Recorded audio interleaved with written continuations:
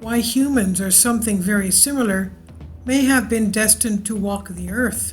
This is by James S. Horton, University of Bath, and Tiffany Taylor, Royal Society Dorothy Hodgkin Research Fellow of Evolution, Gen X, University of Bath, on the conversation.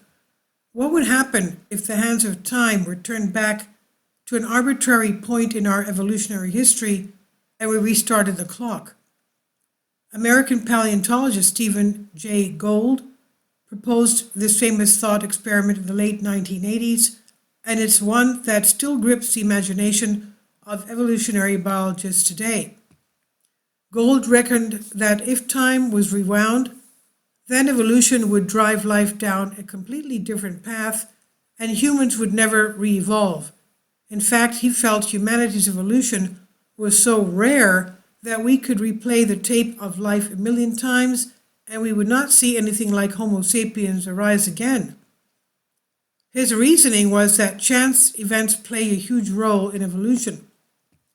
These include mammoth mass extinction events, such as cataclysmic asteroid impacts and volcanic eruptions, but chance events also operate at the molecular scale. Genetic mutation, which forms the basis of evolutionary adaptation, is reliant on chance events. Put simply, evolution is a product of random mutation. A rare few mutations can improve an organism's chance of survival in certain environments over others.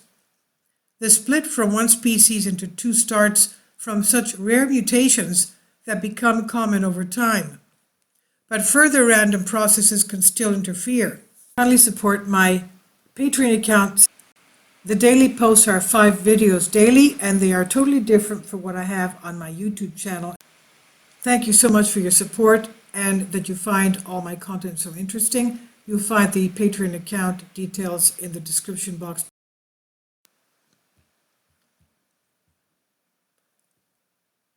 Further random processes can still interfere, potentially leading to a loss of beneficial mutations and increasing harmful mutations over time. This inbuilt randomness ought to suggest you'd get different life forms if you replay the tape of life. Of course, in reality, it's impossible to turn back the clock in this way. We'll never know for sure just how likely it was to have arrived at this moment, for us to have written this article and for you to be reading it. Fortunately, however, experimental evolutionary biologists do have the means to test some of Gould's theories on a microscale with bacteria. Microorganisms divide and evolve very quickly. We can therefore freeze billions of identical cells in time and store them indefinitely, and this allows us to take a subset of these cells, challenge them to grow in new environments, and monitor their adaptive changes in real time. We can go forth from the present to the future and back again as many times as we like, essentially replaying the tape of life in a test tube. Evidence of evolutionary fate. Many bacterial evolution studies have found, perhaps surprisingly, that evolution often follows very predictable paths over the short term, with the same traits and genetic solutions frequently realized. Consider, for example, a long-term experiment in which 12 independent populations of Escherichia coli, E. coli, founded by a single clone, have been continuously evolving since 1988. That's over 65,000 generations. There have only been 7,500 to 10,000 generations since modern human Homo sapiens appeared. All the evolving populations in this experiment show higher fitness, faster growth, and larger cells than their ancestor. This suggests that organisms have some constraints on how they can evolve. There are evolutionary forces that keep evolving organisms on the straight and narrow. Natural selection is the guiding hand of evolution, reigning in the chaos of random mutations and abetting beneficial mutations. This means many genetic changes will fade from existence over time, with only the best enduring, and this can also lead to the same solutions of survival being realized in completely unrelated species. We find evidence for this in evolutionary history, where species that are not closely related but share similar environments develop a similar trait. For example, the dinosaur, the pterosaurus, the birds both evolved wings as well as a distinct beak, but not from a recent common ancestor. So essentially, wings and beaks evolved twice in parallel because of evolutionary pressures. But genetic architecture is also important. Not all genes are created equal. Some have very important jobs compared to others. Genes are frequently organized into networks that are comparable to circuits, complete with redundant switches and master switches. Mutations in master switches naturally result in much bigger changes because of the knock-on effect felt by all genes under its control. This means that certain locations in the genome will contribute to evolution more frequently or with a larger effect than others, biasing evolutionary outcomes. Physical laws. But what about the underlying physical laws? Do they favor predictable evolution? At very large scales, it appears so. We know of many governing laws of our universe that are certain. Gravity, for example, for which we owe our oceans, thick atmosphere, and the nuclear fusion in the sun that showers us with energy is a predictable force.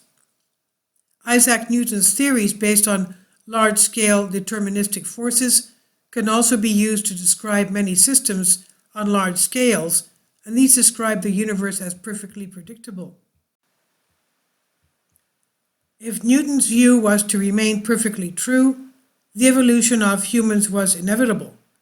However, this comforting predictability was shattered by the discovery of the contradictory but fantastical world of quantum mechanics in the 20th century. At the smallest scales of atoms and particles, true randomness is at play, meaning our world is unpredictable at the most fundamental level. This means that the broad rules of evolution would remain the same no matter how many times we replay the tape. There would always be an evolutionary advantage for organisms that harvest solar power. There would always be opportunity for those that make use of abundant gases in the atmosphere.